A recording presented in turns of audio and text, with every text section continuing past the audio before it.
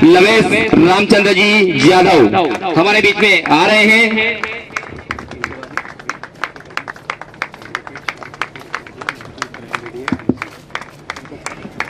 Advocate Shri prime BDA मंच पर पधारे।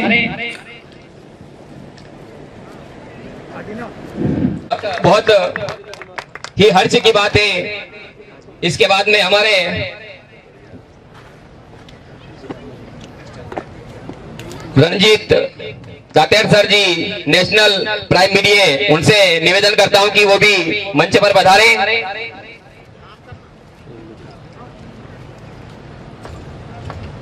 कृपया उनका भी थोड़ा ताली बजा करके स्वागत करें।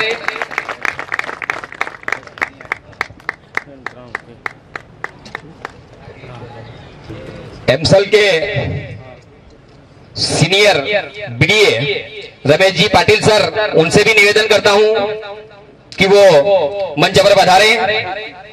हमारे रमेश जी पाटिल सर,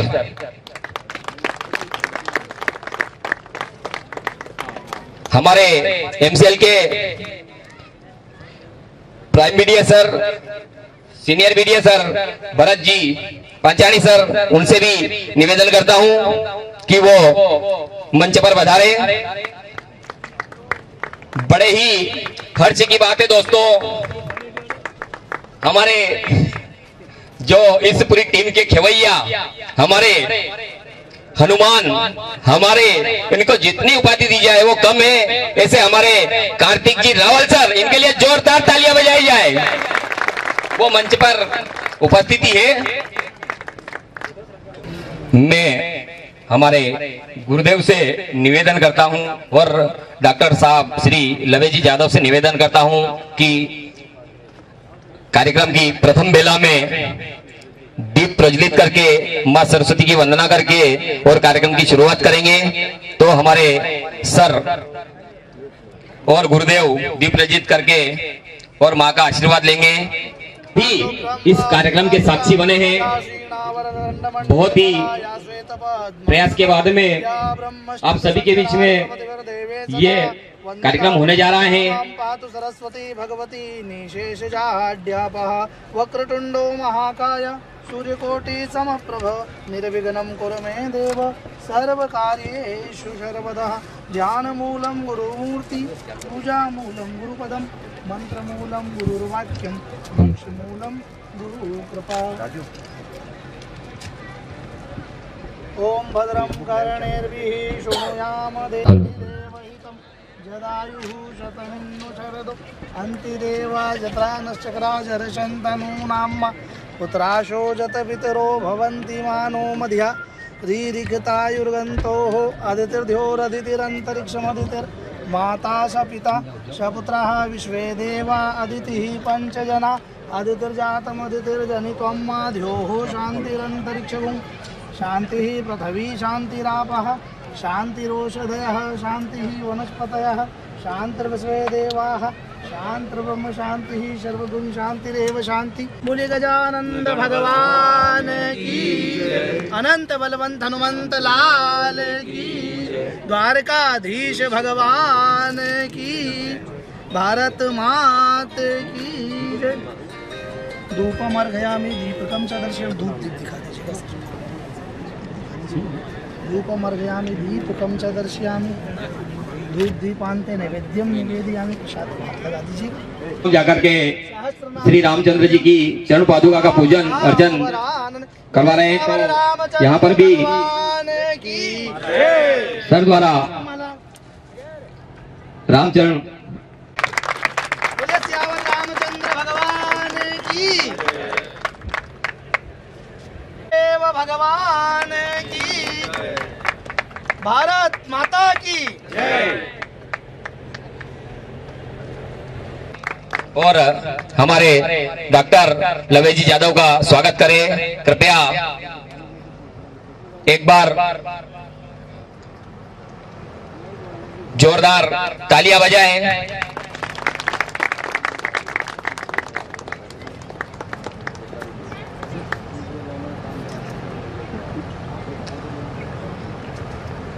इसके बाद में मैं दिनेश जी पाटीदार से निवेदन करता हूं कि वो यहाँ पधारे और हमारे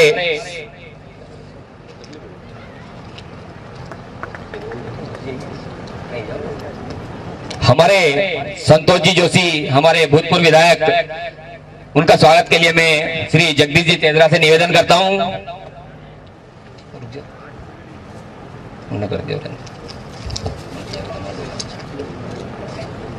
हमारे एडवोकेट श्री श्याम शंकर जी उपाध्याय के स्वागत के लिए मैं श्री जगदीश जी तेजरा से निवेदन करता हूं कि वो हमारे एमसीएल के senior prime BDA Shri Shyam Shankar ji Upadhyay ji का स्वागत हमारे जगदीश जी तेजरा द्वारा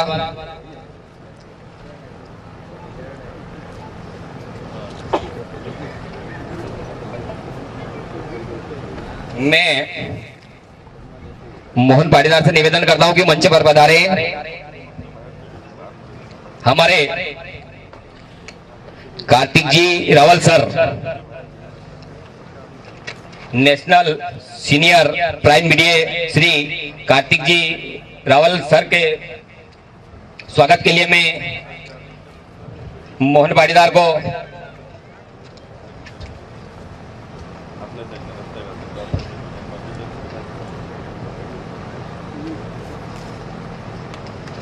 मोहन पाटीदार द्वारा कार्तिक जी सर का स्वागत किया जा रहा है। इसके बाद में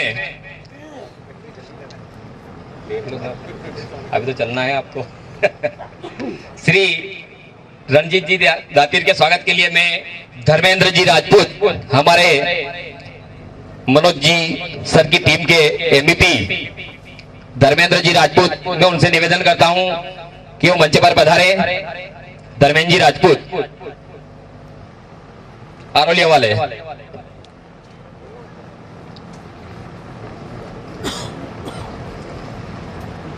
स्वागत की इस बेला में रमेश जी पाटिल सर का स्वागत श्री श्याम सुंदर जी पाटीदार माणा वाले मार साहब, मैं उनसे निवेदन करता हूं कि मंच पर पधारे।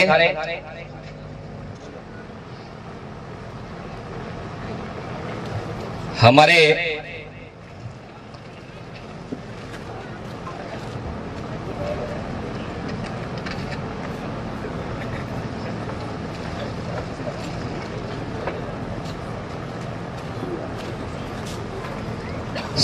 श्री गोवर्धन लाल जी तेजरा से निवेदन करता हूं कि वो मंच पर आए और हमारे गुरुदेव श्री राष्ट्रीय संत उमेशदास जी महाराज का स्वागत। गोवर्धन लाल जी तेजरा वो मंच पर आए। स्वागत की इस बेला के आगे बढ़ाते हुए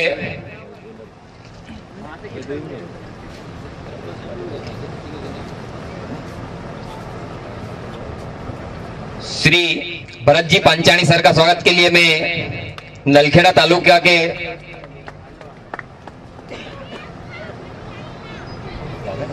हमारे राष्ट्रीय संत श्री उमेशदास जी महाराज का स्वागत श्री तेजरा जी द्वारा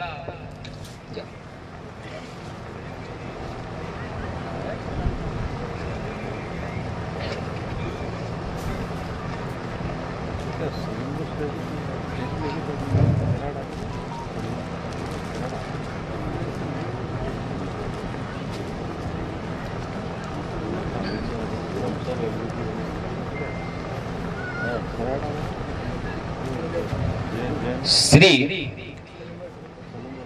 भरत जी पंचाणी जी के स्वागत के लिए मैं नलखेड़ा तालुका के एमबीएस श्री गिरजा शंकर जी पाटीदार से निवेदन करता हूं कि मंच पर पधारे। गिरजा शंकर पाटीदार।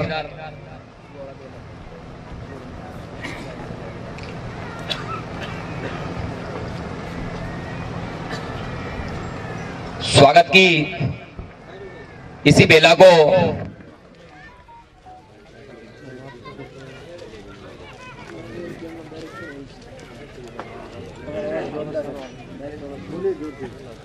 बोलिए, आप तो आवाज आ रही है। आ रही है? हाँ। प्यारे दोस्तों, बड़े हर्ष की बात है कि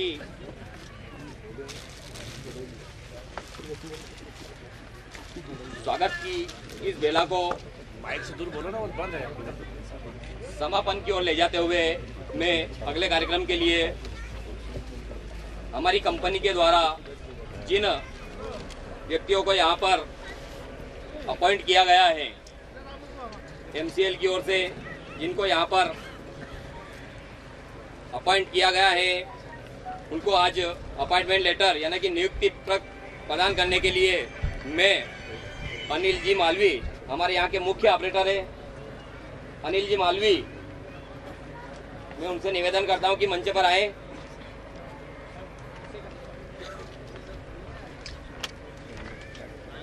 गोपाल जी पाटीदार सिक्योरिटी गार्ड हमारी एमकोल के लिए, मैं गोपाल जी पाटीदार से निवेदन करता हूं।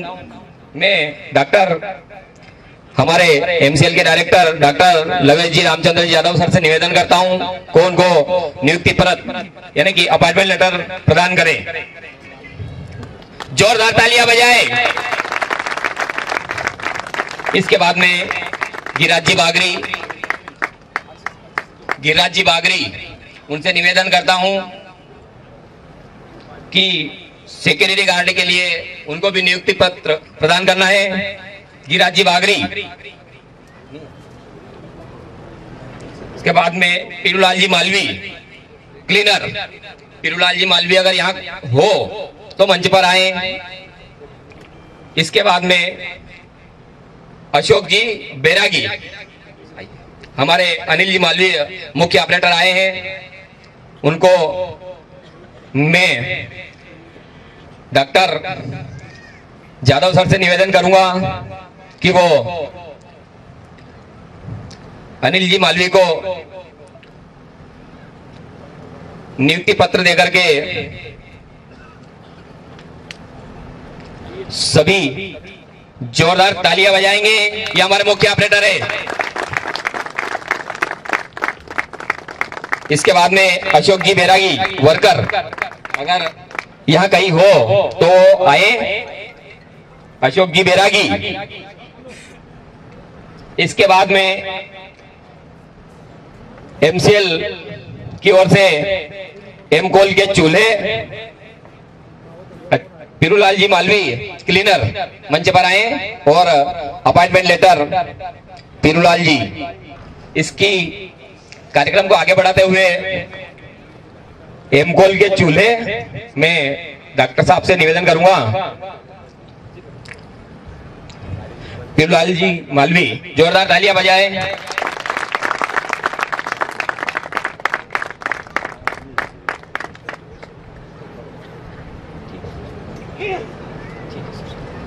मैं उन परिवारों को बुलाना चाहूंगा मंच पर जिनका नाम पहले लिया था। पहले भूरेलाल जी मालवी, उनको परिवार सहित मंच पर पधारे। भूरेलाल जी मालवी, उनको एमकोल का चूल्हा और एमकोल का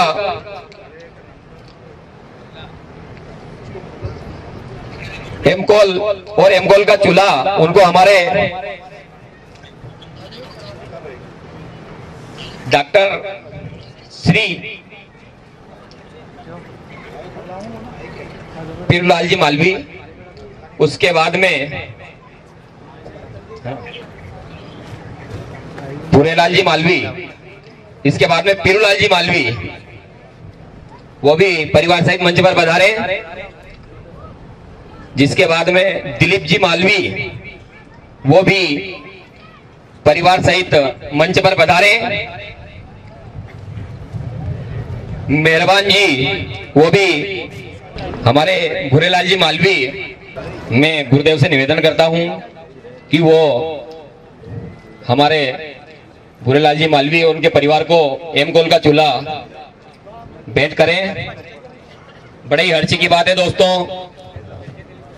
गुरुदेव के द्वारा जोरदार तालियों से स्वागत करें भाई, जोरदार तालियां बजाए।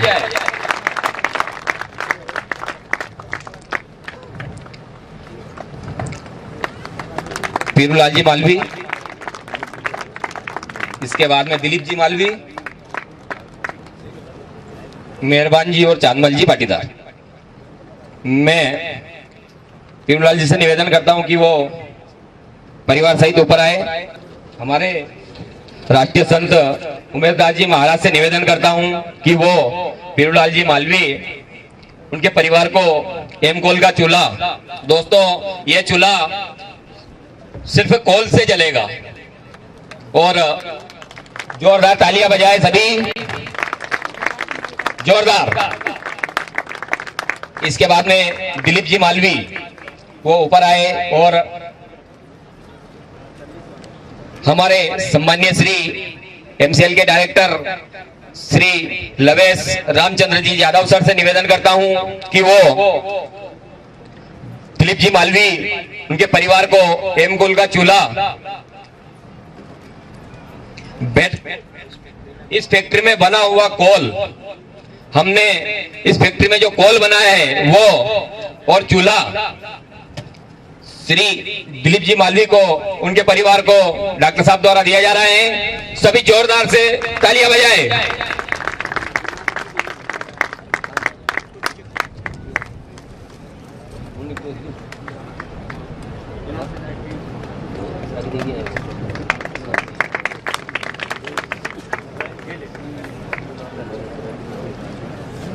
दोस्तों पीरूलाल मालवी, मैं माननीय श्री हमारे भूतपूर्व विधायक संतोष जी जोशी से निवेदन करता हूं कि वो पीरूलाल जी मालवी को कोल चूल्हा और हमारी कंपनी का बनाया हुआ कोल पीरूलाल जी को भेंट करें। दोस्तों जोरदार तालियां बजाएं। इस कोल की, इस चूल्हे की खासियत है दोस्तों, ये हमारी जो एलपीजी गैस होती है ना, जो 1160 या 70 के समथिंग में आती है, उससे आधी कीमत में अपना काम होगा। इतने का कोल तो 2 टंकी के बराबर चलेगा और वही लो निकलेगी। एक बहुत ही अच्छी शुरुआत हमारे चांदमल जी पाटीदार, मैं उनसे निवेदन करता हूं, हमारे Shyam Shankar ji sir senior prime media Upadhyay ji sir, उनसे निवेदन करता हूं कि वो चांदमल जी पाटीदार उनके परिवार को कोल चूल्हा और यहीं पर बनाए हुआ कोल भेंट करेंगे। जोरदार जोरदार तालियां बजाएं।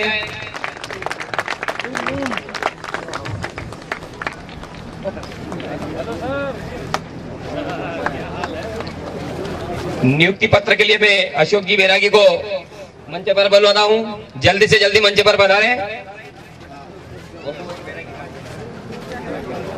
और गिराज बागरी सिक्योरिटी गार्ड वो भी जल्दी से मंच पर आए। दोस्तों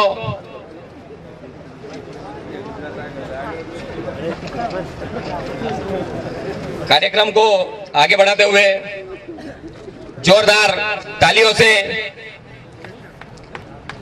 जोरदार तालियां बजाएं। एक नई पहल की शुरुआत हमारे मध्य प्रदेश में पहली बार हो रही है दोस्तों, आप सभी इस बात के साक्षी हैं।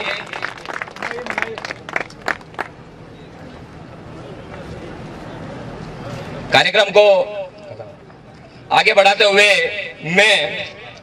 हमारे कार्यक्रम को आगे बढ़ाते हुए श्री रणजीत जी दातिर सर को आमंत्रित करता हूं कि आए और 2 शब्द कुछ कहें।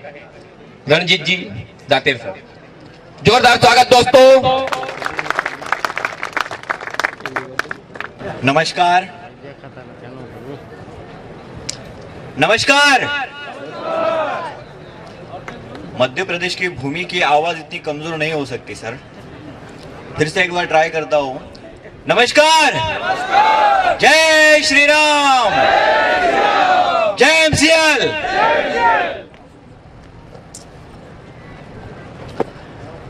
मित्रों, मेरा नाम रंजीत दातिर है, मैं पुणे महाराष्ट्र से हूँ और एमसीएल में सीनियर प्राइम मीडिया के तौर पर काम कर रहा हूँ। आज हमारे इस मध्य प्रदेश की भूमि में हमारे कंपनी के एमसीएल के डायरेक्टर डॉक्टर लवेश यादव सर यहाँ पे उपस्थित है, संतगण भी उपस्थित है और हमें बड़ी खुशी हो रही है कि आज यहाँ पर जितने हमारे जो एमसीएल के परिवार यहाँ पर आए हुए हैं। एमवीपी ओनर है, एमवीपी ओनर है, एमबीएस ओनर है। आज इनके लिए वो एक बहुत ही बड़ा शुभ दिन है। आज इस अक्षय तृतीया के पर्व पर हम अपने इस कंपनी का ओपनिंग कर रहे हैं और ये बहुत बड़ी इसको हम लोकार्पण आज ये प्रोजेक्ट को हम करने जा रहे हैं। मित्रों, हमारे देश के भूतपूर्व राष्ट्रपति डॉक्टर एपीजे अब्दुल कलाम साहब का एक सपना था, एक विजन था। अगर हमें आर्थिक महासत्ता बनना है तो हमें ईंधन के क्षेत्र में स्वयं पूर्ण होना बहुत जरूरी है। और इसी सपने को पूरा करने के लिए पिछले 20-22 साल से जिन्होंने जी जान लगा करके इस सेक्टर में काम किया हुआ है, ऐसे हमारे डॉक्टर श्री श्याम घोलप साहब, इन्होंने 20 साल की तपस्या के बाद इस ईंधन के क्षेत्र को आगे ले जा करके डॉक्टर एपीजे अब्दुल कलाम साहब का सपना जो है वो साकार करने के लिए वो कटिबद्ध है। और हम सब एमपीओ ओनर, एमबीएस ओनर उनका सब साथ दे रहे हैं। सो ज्यादा वक्त ना लेते हुए मैं इतना ही कहूंगा, हमें इस देश की मिट्टी का वास्ता है और एमसीएल ही सुजलाम सुफलाम भारत का रास्ता है। जय हिंद, जय महाराष्ट्र, जय एमसीएल। कार्यक्रम की इस बेला को आगे बढ़ाते हुए, सामने हो मंजिल तो रास्ते ना मोड़ना, सामने हो मंजिल तो रास्ते ना मोड़ना, जो भी हो मन में वो सपना मत तोड़ना, और कदम कदम पर मिलेगी मुश्किलें आपको, बस सितारों को छूने के लिए जमीन को मत छोड़ना, सितारों को छूने के लिए जमीन को मत छोड़ना। इसी कार्यक्रम को बेला को आगे बढ़ाते हुए मैं हमारे सम्माननीय श्री कार्तिक जी रावल सर को आमंत्रित करता हूं कि आए और 2 शब्द कहें। श्री रावल सर। मेरे पहले माइक चिल्ला रहे हैं, ठीक है।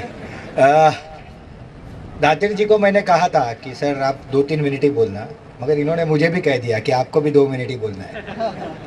मगर मैं 2 मिनट नहीं बोलूँगा सर, मैं जितना दिल है उतना बोलूँगा, क्योंकि आज हमारा दिन है, हमारे एमसीएल परिवार का दिन है। और सबसे पहले आप सबके लिए ये दिन है, तो आप सबके लिए जोरदार तालियां। मित्रों, आज अक्षय तृतीया है। अक्षय तृतीया ये इतना पवित्र दिन है। अक्षय यानी जिसका कभी भी क्षय ना हो, वो अक्षय। तो ये ऐसे पावन दिन पे इस फैक्ट्री का आज ओपनिंग होने जा रहा है कि जिसे हम बहुत ही पवित्र शुभ दिन मानते हैं। और हमारे शास्त्रों और पुराणों के अनुसार हमें इसमें ना कोई चौगिड़िया देखना होता है, ना मुहूर्त देखना होता है। तो एक अद्भुत दिन है आज। उसी के साथ साथ आज भगवान परशुराम की जन्म जयंती भी है। भगवान परशुराम का अगर इतिहास पढ़े तो वो अमर है शास्त्रों अनुसार, और आज भी इस धरती पे वो विराजमान है। तो ऐसे एक अमर, एक महापुरुष के जीवन के जन्मदिन के दिन पे ये फैक्ट्री हो रही है, तो ये और एक उपलब्धि है। इसी के साथ साथ संयोग से आज ईद भी है और ईद का भी दिन है। और उसी के साथ साथ हमारे एमसीएल परिवार जिसके लिए काम कर रहा है सालों से, वो आज वसुंधरा दिन मतलब अर्थ डे है, धरती माता का दिन है। और हमारे लिए धरती माता यानी हमारी माता है। हम उसे धरती या जमीन का टुकड़ा नहीं, हम उसे माँ मानते हैं। तो ये एक अद्भुत दिन है।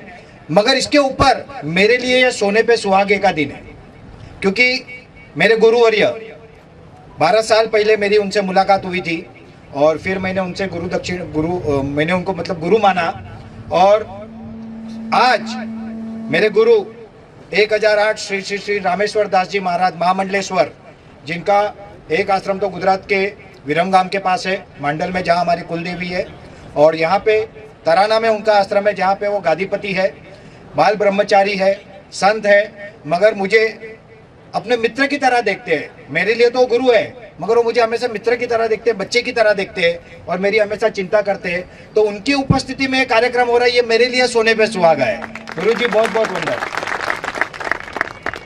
इसी के साथ साथ आज मध्य प्रदेश की सबसे पहली, सबसे आधुनिक एमकोल फैक्ट्री पहली बार मध्य प्रदेश के इतिहास में ये होने जा रहा है, और इसके लिए आप सबको बहुत बहुत बधाई।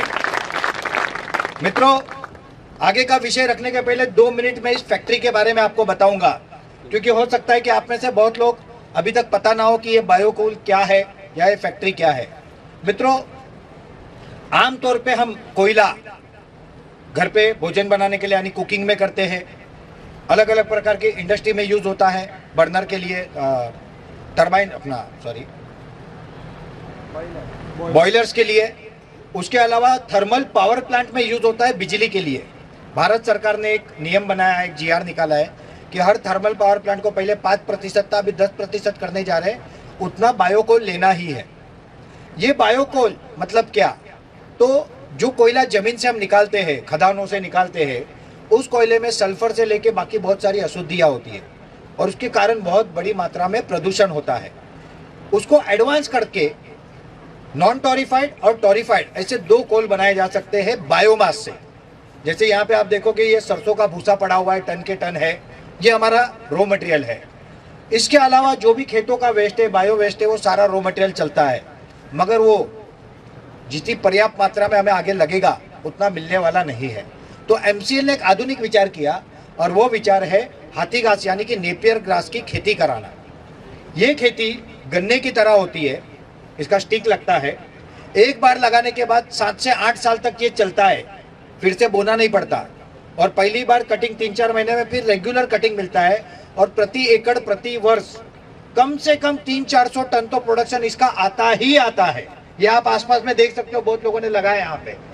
और ये as a raw material MCL अपने बायोकोल प्लांट के लिए, एमसीएल अपने बायो सीएनजी प्लांट के लिए 1000 रुपए टन से खरीदेगी, जिसके कारण किसानों की कम से कम एकड़ पे 3 लाख रुपए की आय होने की संभावना है और ये और कहीं मुमकिन नहीं। इसके कारण किसानों के जीवन में बदलाव आएगा, एक अच्छी आमदनी मिलेगी। बारिश हो गई अचानक, अभी देखो आज बादल है, कहीं पे बारिश हुई है, वातावरण बिगड़ रहा है, खेतियां खराब हो रही है, कभी कीड़े लगते हैं, कभी दुष्काल होता है, कभी ज्यादा बारिश आती है, अलग अलग कारणों से। और अगर अच्छा प्रोडक्शन आ गया तो भाव नहीं मिलता है। अलग अलग कारणों से हमारा किसान त्रस्त हो चुका है और उसे कोई आधार की जरूरत है और वो आधार है आने वाले समय में ऊर्जा के लिए, ईंधन के लिए एनर्जी क्रॉप फार्मिंग।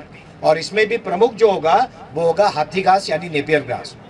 ये नेपियर ग्रास गीला होगा, खेतों से कटेगा तब गीला होगा। अब ये चाहिए हमें सूखा, तो ये हमने एक आधुनिक फैक्ट्री बनाई है जिसमें उस नेपियर ग्रास के कटिंग होने के बाद कन्वेयर बेल्ट से वो ड्रायर में जाएगा और ड्रायर में से जब वो बाहर आएगा तुरंत प्रक्रिया होके, तो उसका मॉइस्चर 10% से कम हो जाएगा, यानी वो सूखा हो जाएगा। यह एडवांस टेक्नोलॉजी हमने बनाई है। इसके बाद प्रक्रिया होके हैमर मिल से सबसे पहले बनेगी बायोमास ब्रिकेट। जो बड़े बड़े प्लांट होते हैं, पेपर मिल होते हैं, स्टील प्लांट होते हैं, वहां पे ये जाता है। उसके बाद बनेंगे पैलेट यानी बंदूक की गोली, सीधी भाषा में कहूँ तो। ये छोटे होते हैं, ये सबसे ज्यादा कहीं यूज होंगे तो आपके घर का कुकिंग इससे रिप्लेस होगा पूर्ण रूप से, क्योंकि जहां पे 1 किलो एलपीजी लगता है वहां पे ये 2 किलो लगेगा, मगर हम 3 किलो पकड़े तो भी आपका 60% पैसा ईंधन का बचेगा। आज हमारे पास एक होटल के महानुभव आए, मनोज जी ने मुझे बताया, वो हमसे 1 टन कोयला 11,000 रुपये टोकन से लेने वाले हैं सर। आज हमारा शुभारंभ भी होगा कोयले का और आज यहाँ से शुरुआत होगी। वो अपने होटल में ट्रायल करेंगे और जब उनको जम जाएगा तो उसका उपयोग करेंगे। तो आने वाले समय में एलपीजी को हम रिप्लेस करेंगे बायोकोल से और ये अपने आप में एक बहुत बड़ा चमत्कार होगा।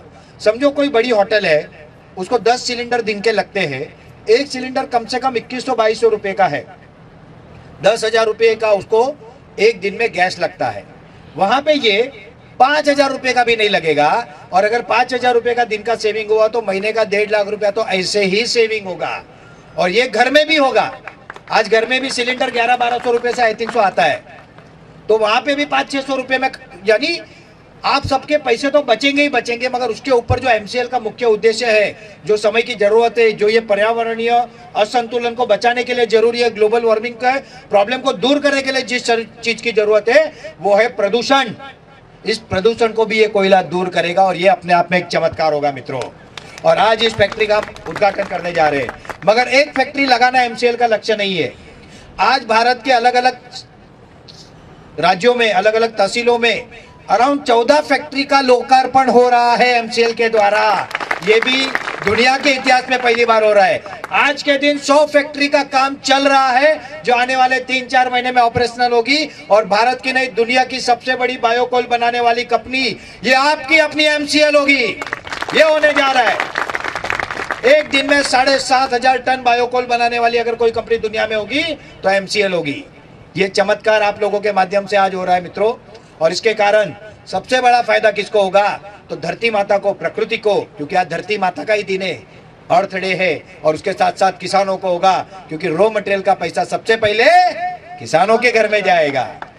तो ये एक क्रांति का शुरुआत हो रही है।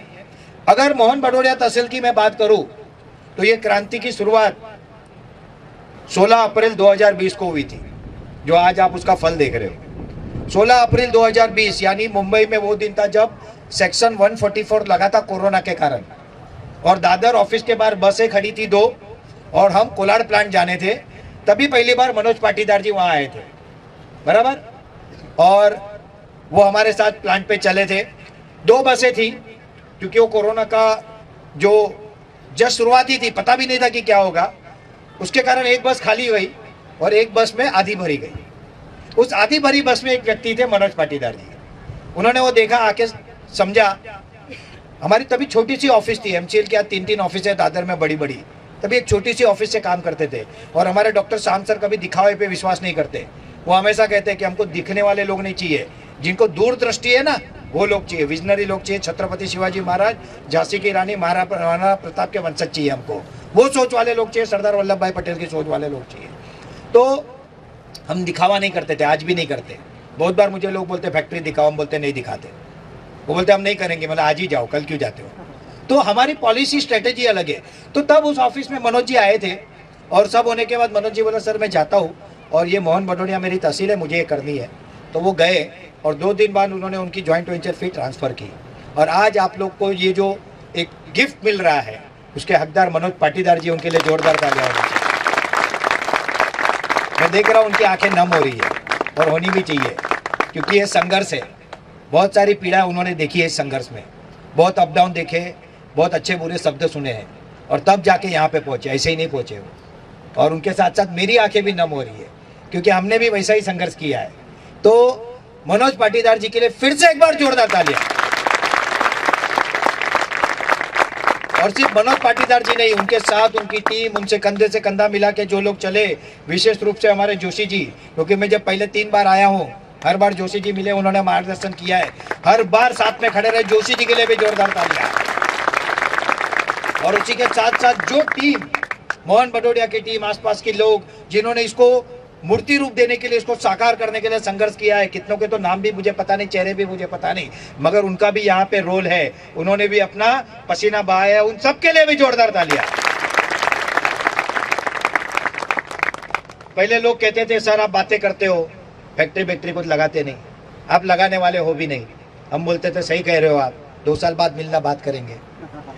मध्य प्रदेश के इन्वेस्टर समिट में हम 2 महीने पहले आए थे, 3 महीने हुए होंगे, ठीक, 3 महीने पहले आए होंगे। और तब मैं वहाँ पे एक इंटरव्यू दे रहा था चैनल को। इंटरव्यू में मेरे पीछे हमारे सारे एमपी ओनर खड़े थे, और मैं वहाँ पे कह रहा था ये किसान के बेटे हैं, और एमसीएल एकमात्र कंपनी है जो किसान के बेटों को उद्योजक बनाएगी। ये मैं तब कहता था 3 महीने पहले। मित्रों, आज वो दिन आ गया है कि एक किसान का बेटा, एक योगा टीचर, आज एक उद्योजक बन चुका है, एक फैक्ट्री का मालिक बन चुका है। कल से लोग मनोज पाटीदार जी का जब नाम लेंगे, तब ये कहेंगे कि वो एमकोल फैक्ट्री का मालिक ना, ये एमसीएल का अचीवमेंट है। ये डॉक्टर श्याम गोलवकर का सपना था, जो आज हकीकत हो रहा है, और हमने ये करके दिखा, इसका हमको गर्व है। मित्रों, एमसीएल कहता नहीं, एमसीएल करता है। मगर इतना बड़ा विषय है, और धैर्य सबके पास होना जरूरी है, क्योंकि धैर्य से ही अच्छा फल मिलता है। यहाँ पे बहुत किसान है, जब आप लोग कोई बीज बोते हो तो क्या दूसरे दिन आप उसकी फसल ले लेते हो क्या? कम से कम 4 महीने 6 महीने जाते हैं ना। अरे तो एक फैक्ट्री लगाने को 2-3 साल नहीं जाएंगे? ये तो सामान्य सी बात थी, मगर कुछ लोगों ने नहीं समझा, कुछ लोगों ने लोगों को उकसाया, और कुछ लोग बिक गए। हमारे देश का इतिहास है, भारत को हराना नामुमकिन था, नामुमकिन था। भारत सोने की चिड़िया कहा जाता था, क्योंकि हम यहाँ से अनाज और मसाले ले जाते थे, और जहाज भर के सोना ले आते थे, और उस सोने के कारण हम सोने की चिड़िया थे, जिससे लूटने के लिए विदेशी आक्रमण हुए। अगर भारत की बात करो तो ज्योतिष भारत ने दिया, आयुर्वेद भारत ने दिया, शून्य भारत ने दिया। क्या है ऐसा? मेडिकल साइंस की अगर बात करो तो सुश्रुत संहिता, मेडिकल साइंस जो डेवलप हो क्या है, वो भी हमारे ऋषियों की देन है, संतों की देन है। कितनी चीज हमको भारत ने दुनिया को दी, मगर कहा क्या जाता था, भारत तो पिछड़ा देश है, भारत प्रगतिशील नहीं है। अरे अब भारत का ही समय आएगा। देखो दुनिया वालों, अब होता है क्या, भारत आपसे बड़ा बन के दिखाएगा, तब पता चलेगा कि क्या कहते हैं भारत को। अब भारत का समय आने वाली सदी नहीं, आने वाला पूरा इतिहास भारत का इतिहास है, और इसके लिए लोगों को जागरूक होकर काम करने की जरूरत है। अगर कोई कच्चे काम की बात करता है, क्योंकि लोग बात तो बहुत करते हैं, मगर कोई किसान के बेटे के लिए 10 रुपया लगाने को भी तैयार नहीं है। यहाँ पे तो करोड़ों रुपए इन्वेस्ट हो रहे हैं मित्रों, ये किसान के बेटे के लिए हो रहे, और ये चमत्कार एमसीएल कर रही है।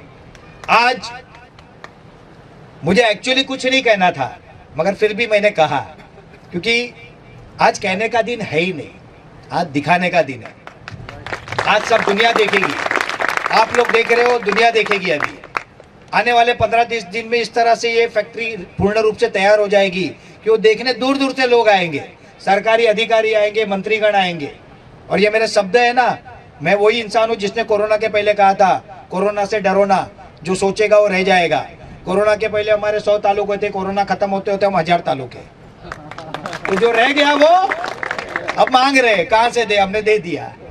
तो ये आप लोगों के लिए एक मौका है, और हर एमवीपी उद्योजक को मैं कहना चाहता हूं कि आपके घर में 10-15 हजार से शुरुआत तो होगी, मगर आपके एक एक घर में महीने की 5-5 लाख इनकम होगी। ये भी मैं यहाँ पे आके ही अनाउंस करूंगा, मेरे मुंह से आप सुनोगे, और तब आप बोलोगे कि यस सर, आपने जो कहा था वो आज हो रहा है। और ये बहुत लंबा समय की बात नहीं है, 2-3 साल में ये सब होने जा रहा है। जैसे अभी ये नेपियर ग्रास कटेगी, हमारी फैक्ट्री को आएगी, तो आपकी आमदनी शुरू हो जाएगी। मगर एमसीएल का लक्ष्य क्या है?